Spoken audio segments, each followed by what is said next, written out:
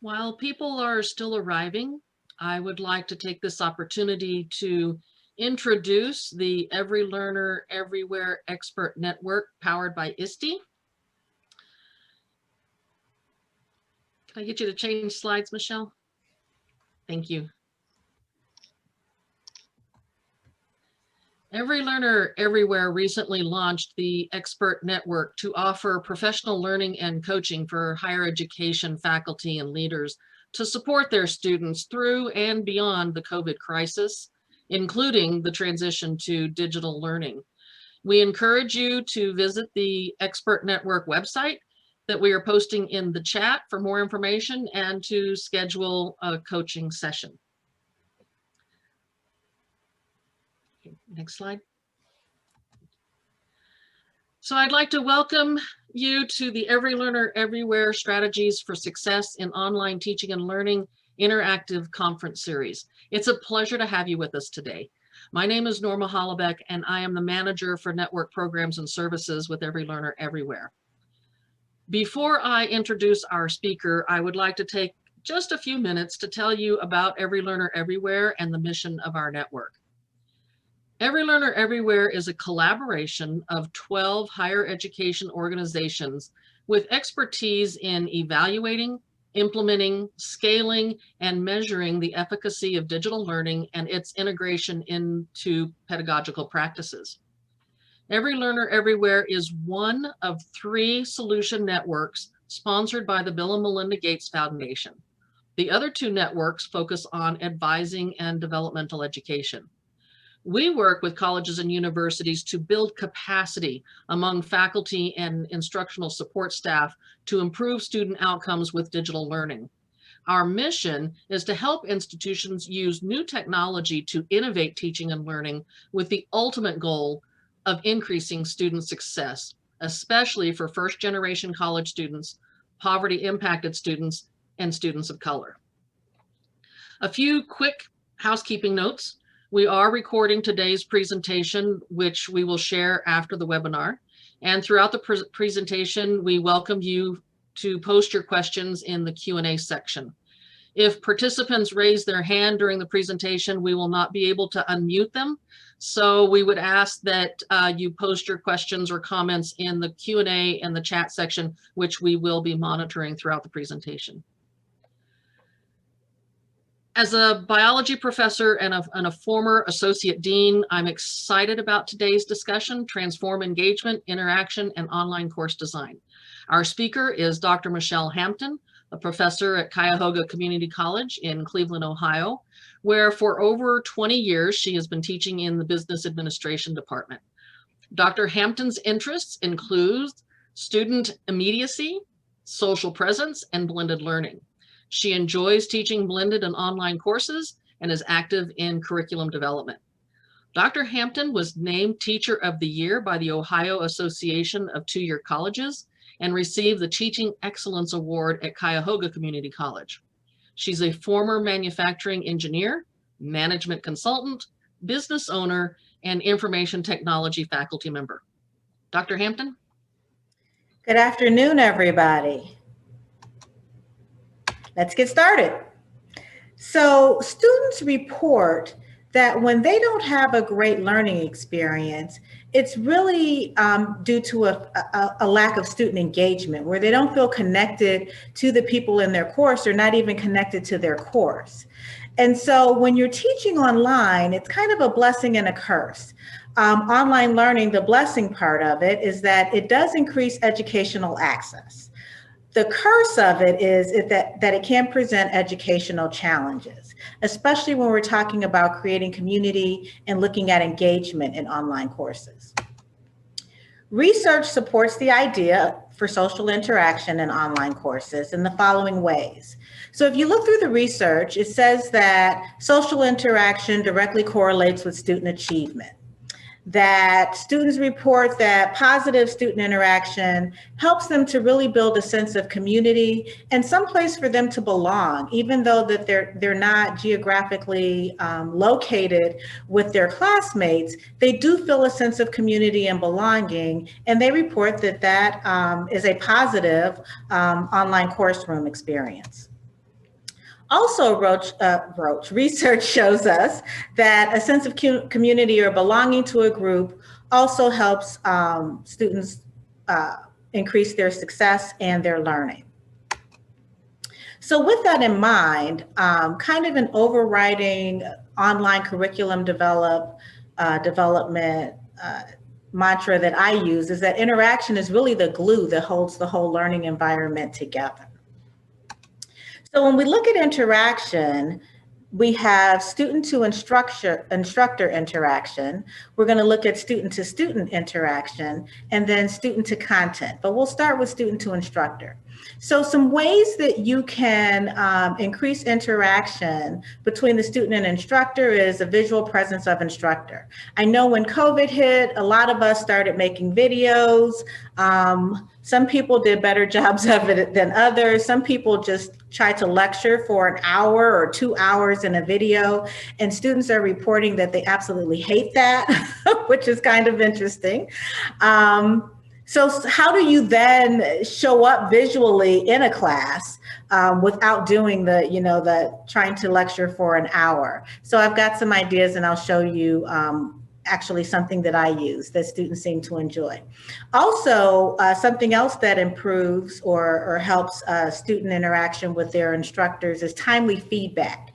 Remember when you were in school and you turned in an assignment, and if it took longer than a week, if it started going into 3 or 4 weeks, you started wondering, was the professor even out there? And so timely feedback reinforces to students that there is somebody on the other end of their computer screen and that you are active and engaged in the class. Organized instruction. It's important that when you're designing an online class, that you place things in an organized fashion. So for example, in my classes, all of my homework assignments are together, all of the exams are together, but even in my announcements, there are icons that I use. So if it's an update announcement, there's a special icon that I use for that. If it's I've posted grades announcement, there's a special icon that I use for that. So students quickly become acclimated to how the course is laid out or organized, and they can quickly navigate and find their way in the course. Another example of a way that you can improve interaction between student and instructors are with discussion wrap-ups. So I do use discussions in my classes through the discussion board, nothing super fancy, but what is a little different that most of us don't do is wrap up the discussion. So the students have spent a week going back and forth, they post what they think, they respond to each other, and then we give them a grade and we move on to the next thing. So what I have found and what students have found is very helpful is I wrap the discussion up. So rather than interject my opinion or my findings or whether I think they're on the right track or the wrong track during the discussion, I save that until the end, and I usually give them an update on whatever the topic is. Usually the topic is some type of current event. So we'll talk about what the update is, what the implications of that particular event may have been. So discussion wrap-ups, students really, really like that. And it doesn't take a lot for us to be able to do them. So I promised you an example of student-instructor interaction. And so I use an avatar. And the way I use this avatar, you can use an avatar in several different ways, is I use her as an electronic course guide. So let's see if we can bring her up. Hopefully we can hear and see her. Here she goes. That's electronic guide for. Hello and welcome to Econ 2620 Microeconomics. I am Professor Hampton's electronic guide for this course. This week we will cover Unit 1, Economic Fundamentals, which focuses on the basic premise that underlies economics. Economics is defined as the study of choices people make to attain their goals, given their scarce resources. In short, people have unlimited wants with limited resources. Rather than reading a traditional textbook, there are videos provided that illustrate the important concepts in this chapter. Your homework adapts to how well you are grasping the concepts and adjusts to create an individualized path for you to learn the unit content.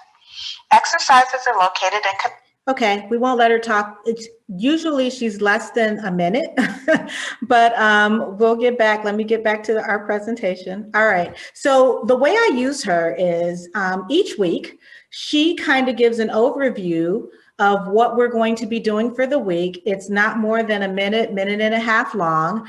I try to make her look like me. I think she looks like me. Some people, actually, most people agree that she does look like me. What was kind of interesting is a few students, because remember, this is in an online class, so they've never seen me in person for the most part.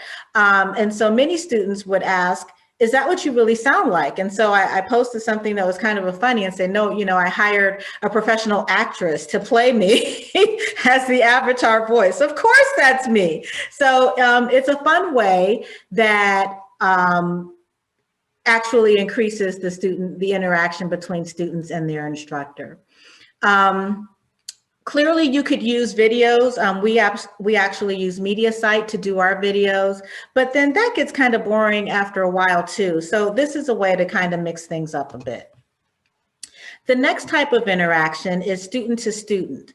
And so I put together just a couple of examples of things that could help improve interaction between students. So feeling the presence of classmates, and here I have the immediate present, and I'm using immediate here based on the concept of immediacy, which measures the psychological distance between two entities that aren't co-located in the same geographic area. So of course, in an online class, everybody's at their house, they're not together. And so how do we then help to build community and help them feel like they belong as part of the class? So paying attention to that. Well, one way to do it is group work. We happen to use WebEx. I know Zoom has breakout rooms as well. So using breakout rooms has been interesting. I've gotten more into it since COVID's hit, is trying to get group work done.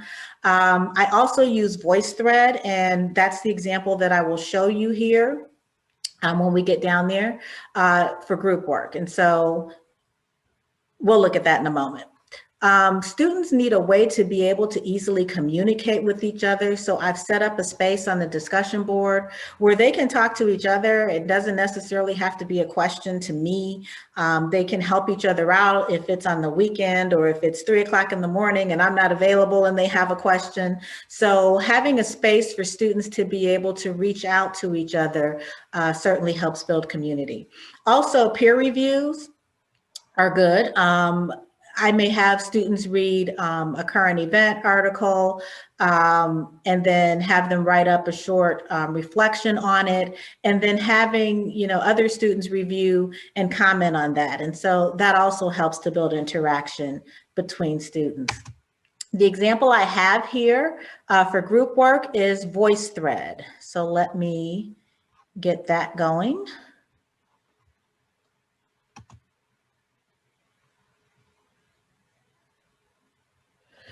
So here, I don't think I mentioned it, but I teach business law, introduction to business, and economics courses. So this happens to be an example from one of my econ courses. It's a production possibilities curve. I give 3 to 5 scenarios, and then the students get to narrate and talk about what's happening in each scenario. So I will put the students in groups, and they do their group work they can record their voice, they can record their video if they like, they can type their response. And so the students in the group then kind of reflect and give a response to whatever question I'm asking. So hopefully this will play. Let's see, let's go back here and.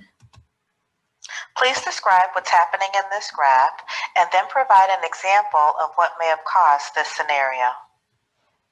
So it's not anything, it's not a truly in-depth or crazy assignment, but it does get the students working together. There are several explanations for what could have caused this curve to shift outward. And so what I'm looking for from them is that they collaborate on their explanations and be able to support them.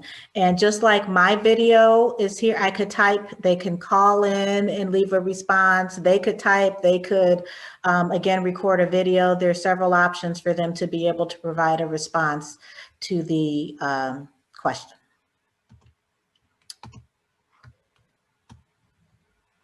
The last interaction that I'm going to talk through is the student to content interaction. So how to create interaction between the students and whether it's the software that they're using in the class or yeah, typically the software they're using in the class that contains the content, especially for me for online classes. So the one thing that we use is adaptive courseware. I happen to use McGraw-Hill products and in all of the classes that I told you that I teach. And what I like a lot about the adaptive courseware is a couple things. I'll use my economics class as an example.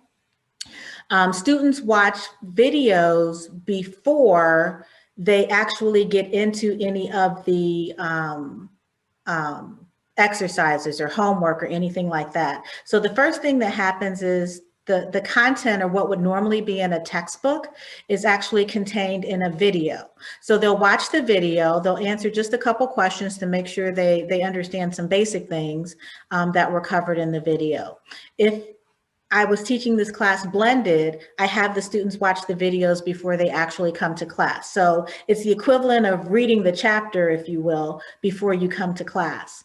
After that video content has been reviewed, I then assign them homework. And this is where the adaptive courseware comes in, where the homework is a series of questions that are presented to them. If they answer 10 questions, for example, they may be done with that chapter. They understand the concepts.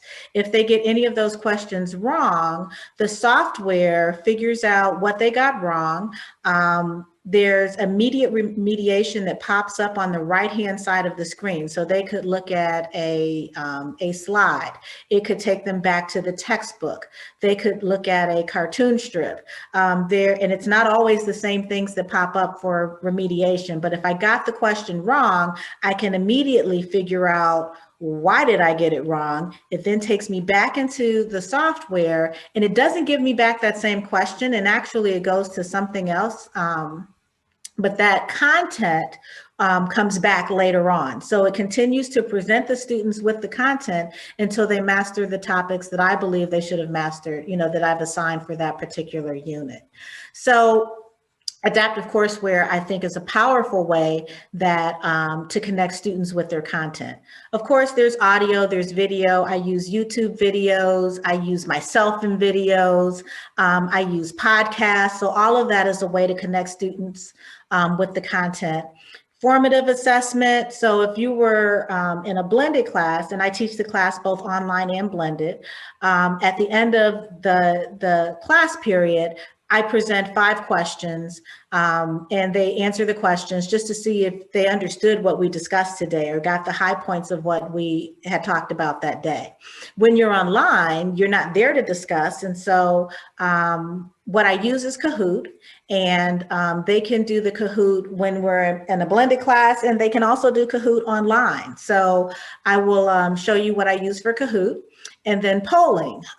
This ends up being really, really something that I enjoy doing and something that the students like to participate in.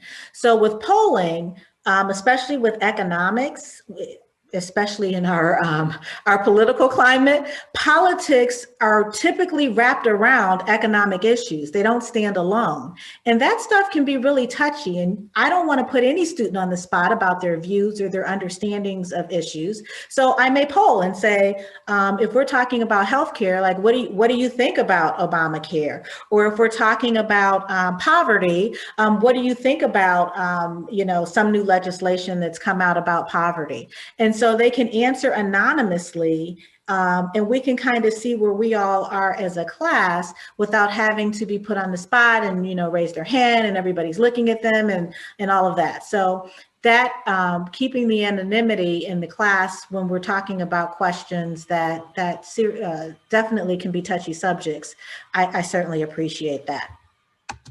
So here's an example of Kahoot.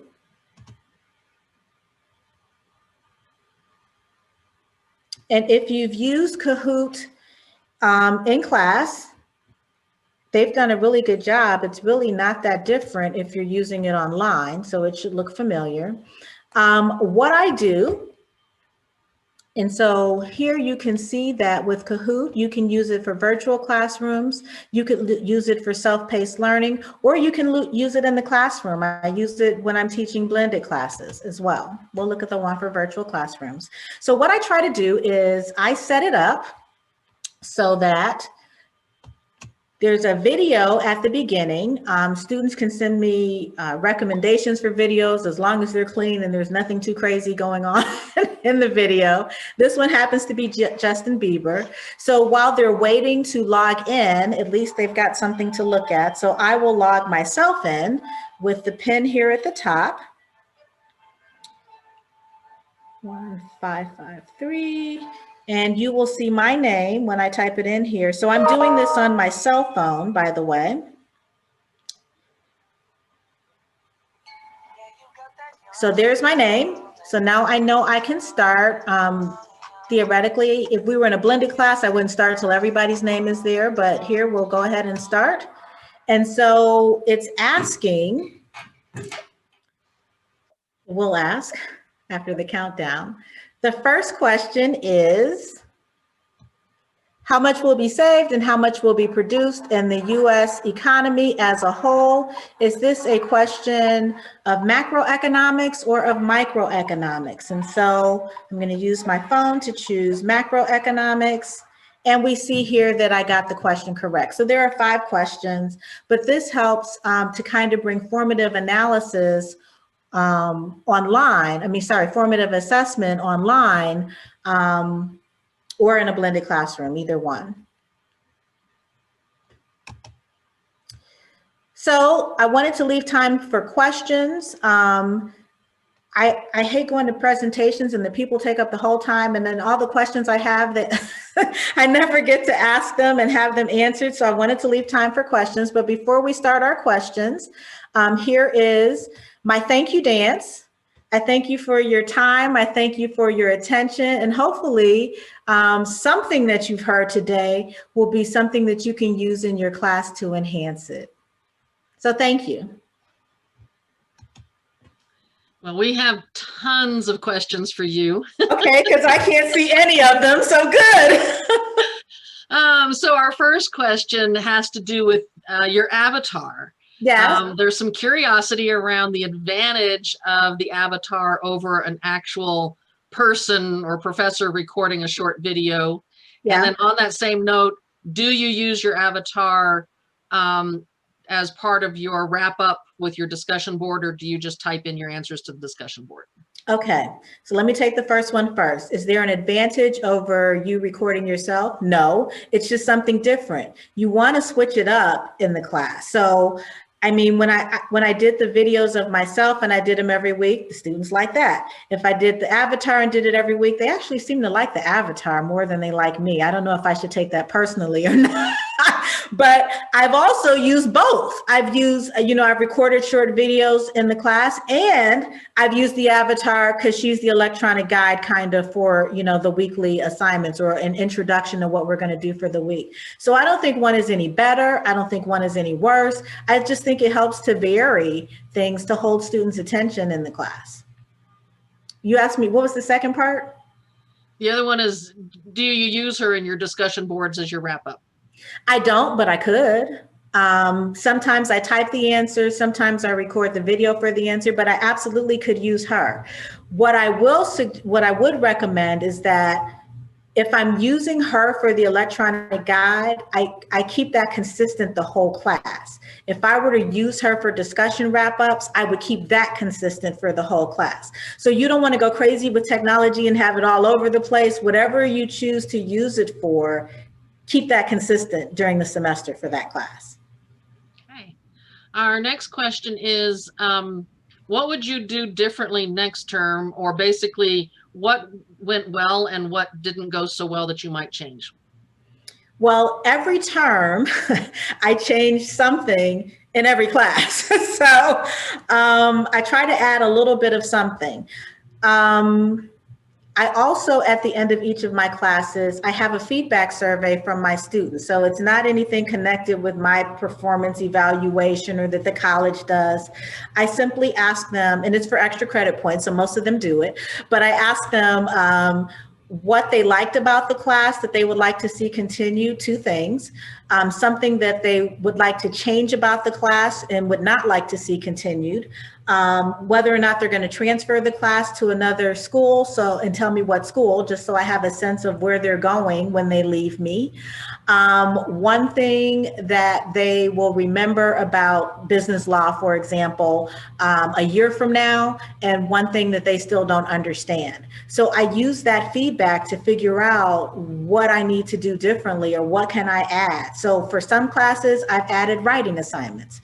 For other classes, I have varied the discussion postings. For other classes, I've added more group work. So it depends on that feedback, on what I add and how I add it. And it's not the exact same for every class, because every class is really different. Okay. So we have a couple of questions in chat and the Q&A that have some similarity to them, and it has to do with your student-to-student interaction. And how does that work in an asynchronous class, as well as then how do you also promote the group work between your students in an asynchronous class? So a couple things. In an asynchronous class, my class is still a captive audience. I mean, it's still a class. So if I create an assignment that's group work, that's the assignment. So I think that you have to be very intentional about creating assignments or opportunities for each one of these interactions. So for student to student, I will create a group assignment. And, you know, it's kind of interesting. There's always, you know, in your history of teaching, you're like, man, that just really did not go well at all. I don't know if it was the people in the group, you know, some classes just don't click. For the most part, though, the group work works well. That coupled with using breakout rooms, that's kind of hit or miss. Sometimes it really works well and the groups like it. And then sometimes they all go to the breakout room and nobody says anything, or, you know, very little gets accomplished. So I don't think there's some silver bullet. It's just like group work in class. You're going to have people that participate and people that don't participate, and it's going to go well sometimes and sometimes it's not. So, you know, you kind of have to roll with it and try to do the best you can. But I think it's important that we try to incorporate group work online, and for the most part, it's been working well. Okay. There's a question about your adaptive software reference, and so there are some participants that would like to know what adaptive software you use. So I use Connect Master with McGraw-Hill, or Connect 2.0. The reason there's two different ones is the econ product uses Connect Master and the products for the other classes uses Connect 2.0, but it kind of pretty much works the same. So that's what I use, but I use McGraw-Hill. I'm switching over here to the chat because I see some questions in the chat as well. Okay. So what do you use to get the feedback from students? Is it a discussion forum, or do you use something else to get that feedback? I use something else, and I specifically don't use a discussion forum because I don't want them to feel, you know, intimidated about writing their true feelings. So I have them send me an email. So I'm the only one that sees it. They don't have to share it with anybody else. But so I don't put that on a discussion board.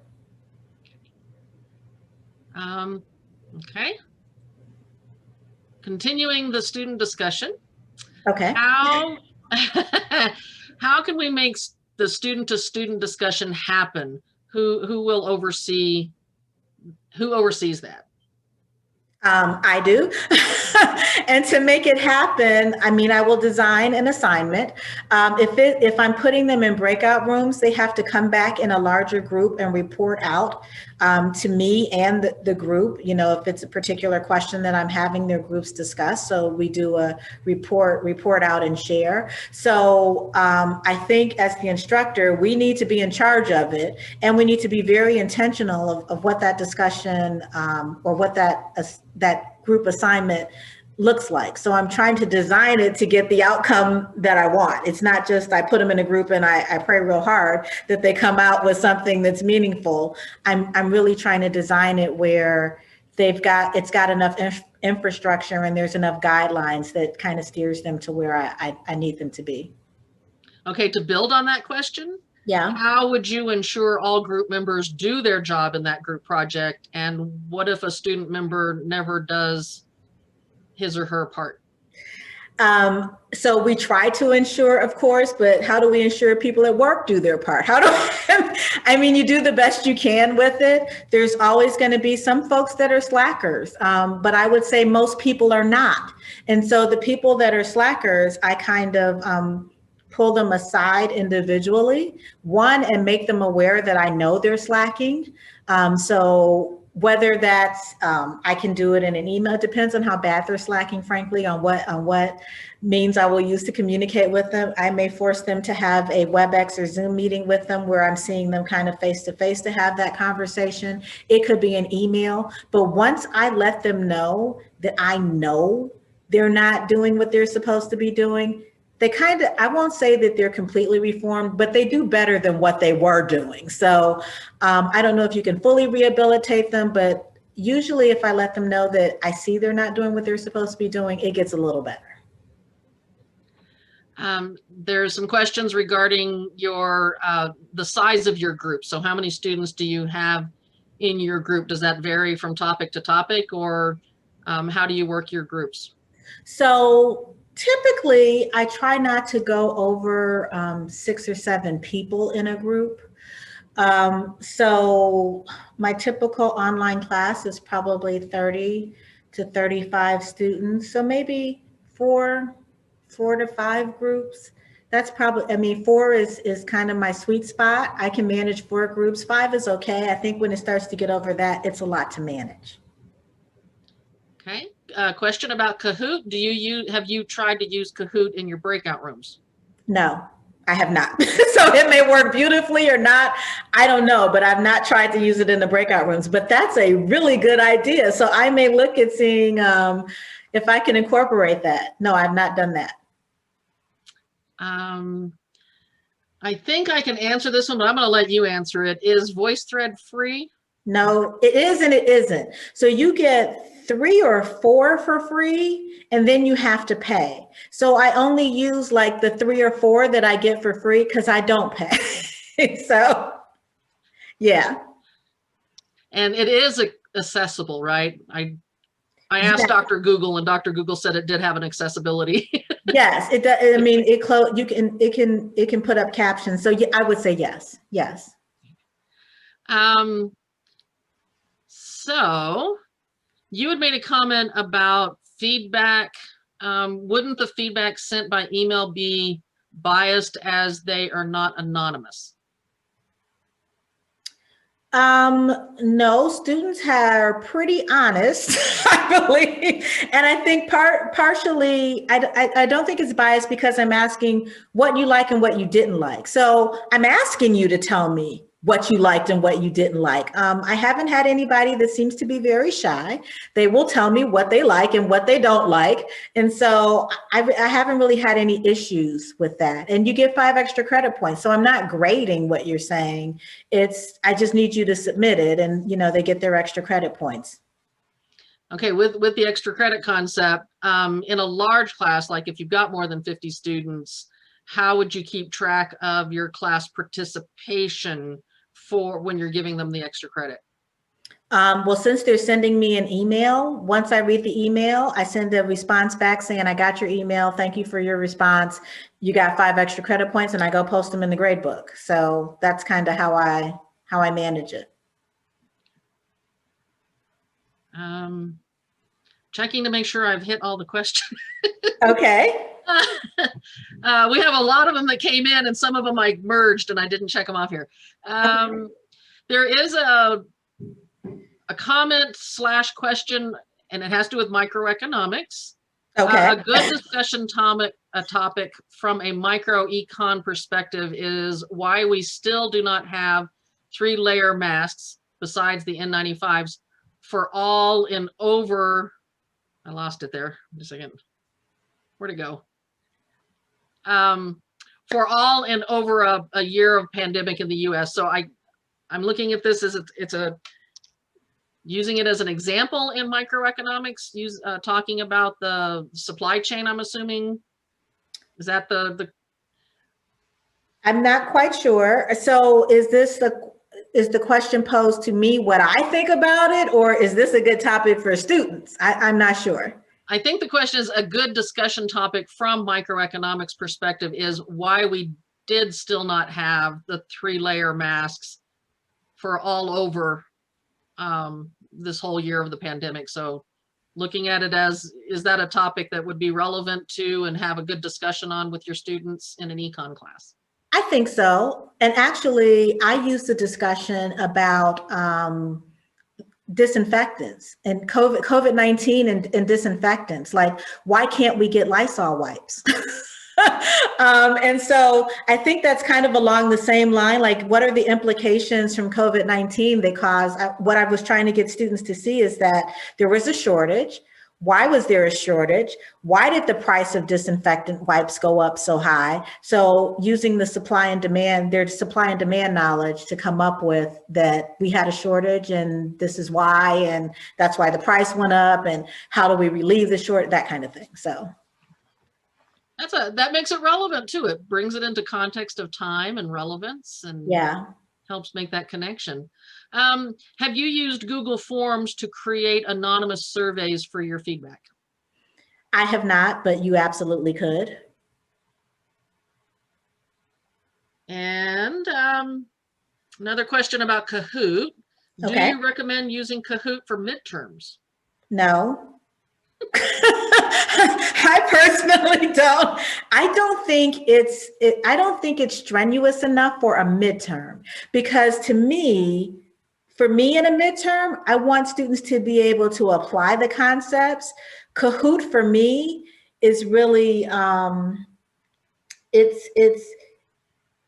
it's reinforcing a topic. It's not a concept. It's not applying a concept for me. But I guess if you wrote, I mean, you could write a case study, I guess, a short scenario or something in Kahoot and use it that way. But no, I don't use it for midterms or anything like that. I don't prefer it for formative assessment rather than summative assessments. I do. I don't think it's strong enough for summative, but that's just me. But I guess you could design it the way you want it to and make it stronger. Could you give the participants an idea of how you use discussion forums in your classes? Yeah, so actually the example I just gave with figuring out COVID-19 and you know and disinfectants and the shortage, I will post 3 to 4 questions. I'll give them a couple background videos to look at, videos, articles, because these are current events. So I usually can find things out there. They have to respond to the questions. And the questions might be, you know, why is there a shortage? You know, use your knowledge of supply and demand to explain why there's a shortage. Why did the price go up? What would occur? What would need to occur for the price to come back to some sense of equilibrium? After a student posts their response, then I have they then can see every other student's response, you know, their classmates' responses, and I have them to comment on what 2 other students have written. So I use current events. So example, a business law example of a current event is McDonald's and sexual harassment. McDonald's has been hit with a few sexual harassment cases, Forever 21 filing bankruptcy. I will use I'm trying to think of another econ one. Apple stock is one that I use in microeconomics. What do you think based on the new offerings that Apple is planning this year? Well, first of all, what does the stock price have to do with their announcements? And what do you think? You think their stock price is going to go up or down? Would you buy it? Would you not buy it? That kind of thing. So I have all kinds of topics. I'm always, you know, I'm in the news, I'm looking up stuff and I'm like, hey, that's a good topic for this, or hey, that would be a good way, you know, a good way to describe that. So I look for topics and I create, you know, a couple backgrounds. It follows the same format though, a couple background videos or articles. I come up with 3 or 4 questions, they post their response, and then they respond to 2 other students. Well, building on that same discussion board idea, do you have a maximum number of students that you put into a discussion board group, or do you just let all 30 or 40 students participate in the same discussion forum? I let all 30 or 40 of them participate in the same forum. But you could put them in groups. So here's one that might be a little bit of an infomercial for McGraw-Hill. Uh-oh, okay. McGraw-Hill Connect. Okay. A question about Kahoot. Does it sync with the McGraw-Hill platform, or do you have to use it separately? Oh, that's actually a very interesting question, because I am not in the McGraw-Hill platform. So actually, this is a really good question.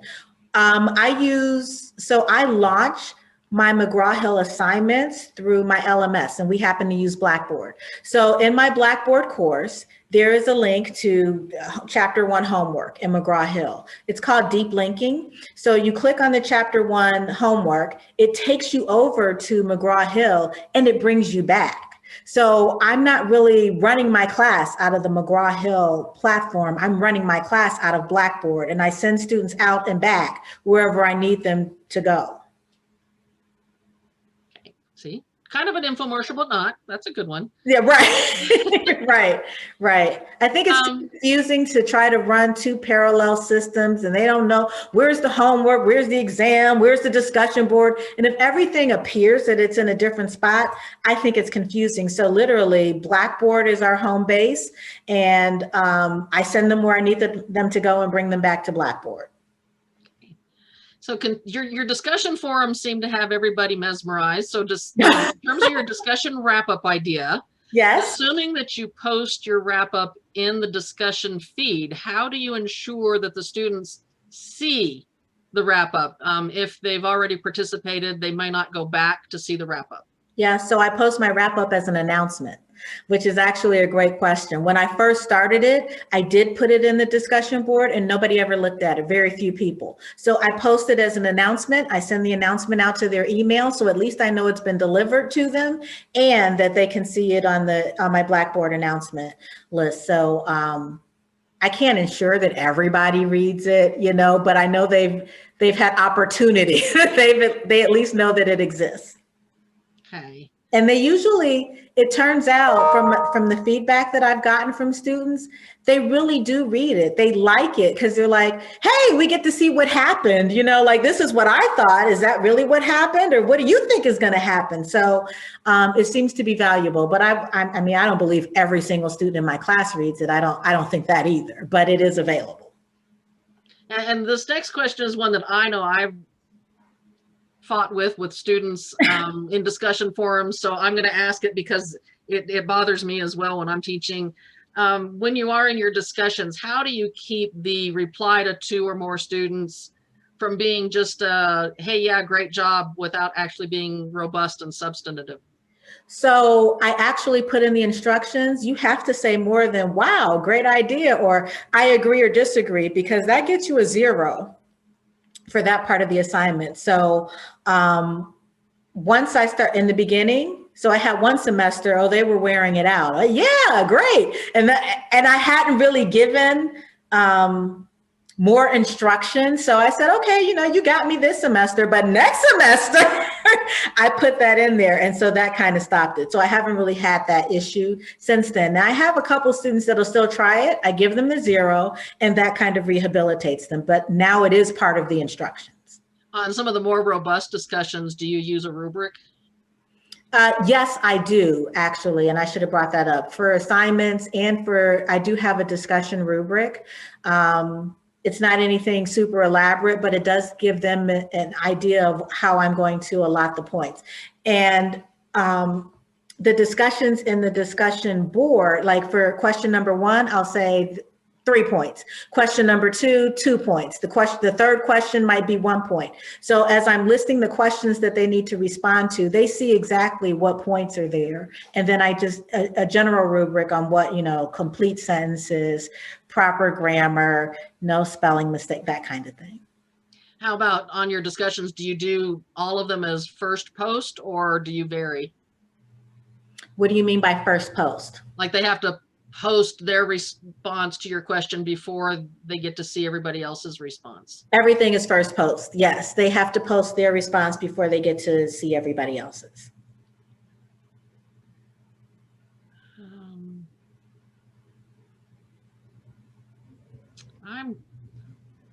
How did you create your dancing stick figure?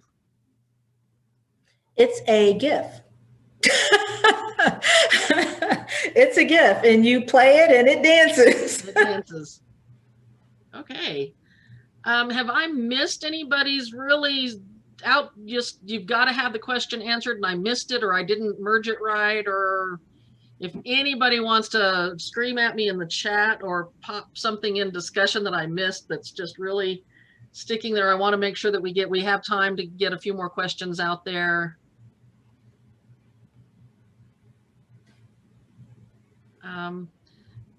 I'll go ahead and put this out there. This is more of a comment than a question, but this participant says, I love the idea of your discussion wrap-ups. I'm guilty of just moving on or feeling like I need to respond to each individual contribution, but I think students would get more from a brief summary of the discussion.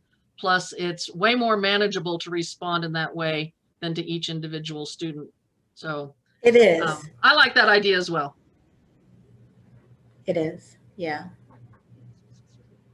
Well, that was high energy. I have a question about the avatar. Yes. Does that software actually make the avatar for you, or did you have to have somebody draw you up your avatar first and then you had to import it or something? So the avatar is actually done with Voki, V-O-K-I, and they're at Voki.com. And it depends. So I'll tell you both scenarios. They have some that are free. You can't design them kind of to look like you. And so I didn't want one of those. So in order to design mine, you pay. And I think I pay $7.99 a month or $90 a year or something like that. And so also for free, you only get three recordings. So this is actually a good point to know about Voki and the avatar. You can't re-record. I mean, if you want a new one and you don't want to pay, you have to keep re-recording. Well, that got old since I was doing it every week for a couple of my classes, right? So if you pay, I can keep, like I have an econ week 1, econ week 2, econ week 3, a business law week 1. So they stay there and I don't have to keep re-recording them. So to be able to design it to look like you, but you don't have to draw it. You just pick the hair, the outfit. I change her outfit based on the seasons. We have to, it's summer, so she might be in a tank top and some capris for summer. But you can change the eye color, the hair color, the outfit. You pick the features, the skin color, and you don't have to record your own voice. I choose to record my own voice just to make it a little more personal, but it can give you that computer voice if you're more comfortable with that. So yeah, to have more control over your avatar, you have to pay a little. Okay, we do have another great question. It might take you into the realm of outside of the business realm and into the STEM classes, but do you have any ideas or suggestions for asynchronous lab courses and engagement? Whew. I have colleagues that they work on this. I mean, let me say that I'm part of a faculty learning community, and there are probably 20, I think there's 22 of us. And so we came together, and I was not a fan of faculty learning communities. I'm like, oh, that's just something else to do. I got plenty to do. I don't need to do that. But we got a grant for the adaptive courseware. And so we all came together to work on that. And it's been just phenomenal. So the work that I've kind of presented here that I do, my biology, anatomy and physiology people, they have done just as much work in their areas. So I don't know if I could even begin to answer that question, or I do understand some of the complexities of the needs because I've been in that faculty learning community, but I will not pretend that I understand. I have ideas. We exchange ideas in our learning community, but I don't know. I know it's not straightforward, and I know they work super hard on it, and we've all been working hard on our classes together, for about 18 months. So yeah, I do know that they do use adaptive courseware. They don't use the same one that I use. They're using something different, but they've been tweaking that. They picked one, threw it away, picked another one. That one works better. We're starting to, some of us are starting to move down the road of user experience. And actually, we have a webinar, I think at the next Friday, that I'll be joining on assessing our students' user experience for our classes, which I think that's super cool. And I want to be a part of that. So we've got a lot of things kind of going out of our FLC. Sorry. I'll put a shameless plug in for the STEM lab courses and stuff. OLC, who is one of our partner organizations within the network, did do a STEM Ideate in, I believe it was August, and there's a lot of good stuff you can still access with the Online Learning Consortium for ideas on lab courses and engagement with STEM classes. And we also have, this is another shameless plug, one of our experts on our expert network is a STEM specialist. So she can also, if you want to make a session appointment with her, she can talk about how to get those lab courses and engagement going for those STEM classes. And it might work for other humanities lab courses as well. But we do have a question on the avatar again. Everybody loves your avatar. How did you know the avatar was preferred by students versus a video with you speaking or narrated videos without either a real life or avatar situation? I asked my students and they told me. I mean, my class is really a two-way street. I'll say, hey, I'm trying this. What do you guys think? And they go, or yeah, that I really like that. That's pretty cool. If they don't like it, they're not shy. They're like, we don't like that. Don't do that anymore. Okay, I won't. I will move on to something else. Or I'm thinking about trying this idea. What do you guys think? They will tell me. So, I mean, I ask the question. See, communicating, interacting with your students, getting their feedback. That's wonderful. Yes. It is. There was a question. I lost it. Where'd it go? Do you sometimes use a student's discussion review as an anonymous example to help your future students? Nope. Straightforward answer. Because there's no right. So my discussions really are discussions. There's not necessarily a right so much or wrong so much answer. I want to see your thought process. I want to see what concepts you're referring to. I want to see, can you apply them? So I don't want to hold something out as the gold standard. I want you to respond to the discussion prompt, just as if you were in class. If you raise your hand, there's no response that's the gold standard for how you respond to a question in class. Just go for it. Go for it. Okay, I'm going to end with our last question here, and this is going to put you kind of in a weird position, but oh no, disclaimer. Let us know that you're not perfect. And is there something that the students didn't like that you've had to change? Yes. So when I first started out with group work online, I was starting out with it, and what I did, they didn't like it. And so that kind of thread, because I was trying to set up groups inside of anybody familiar with Blackboard, the discussion board, and put them in their groups. And they were like, I don't want to type to talk to somebody else. And that didn't really facilitate communication. It was all text-based. And so I said, hey, I got this idea about a group project, and, maybe 80% of them were like, okay. And the 20% that hates working in groups were like, do we have to do the group project? Yes, we do. So barring the 20% that wouldn't want to do it, no matter how fabulous it may have been, that when the 80% was saying, I don't like this, I said, okay, we're not going to do it that way anymore. So I had to try to figure out a means for them to kind of be able to interact with each other that was more than text-based. So no, that did not work. So we know is some imperfection in Dr. Hampton, and she does have to try things and rework, do that experiment, fail, learn, repeat thing. Oh my God, is there imperfection? That's why I asked the students, what is this working? I thought it was kind of cool. And they're like, that was not happening. And it might work for a group of students one semester, and the next semester you have a very different culture of students, and it might, yeah. So, absolutely. That's why I end up tweaking my classes a little bit each semester, because I'm learning each semester, learning new things. What can I add? What needs to go away? Oh, so this was such a wonderful and high energy, exciting discussion. I want to thank Dr. Hampton from the bottom of my heart for giving us her time and sharing her experiences with us.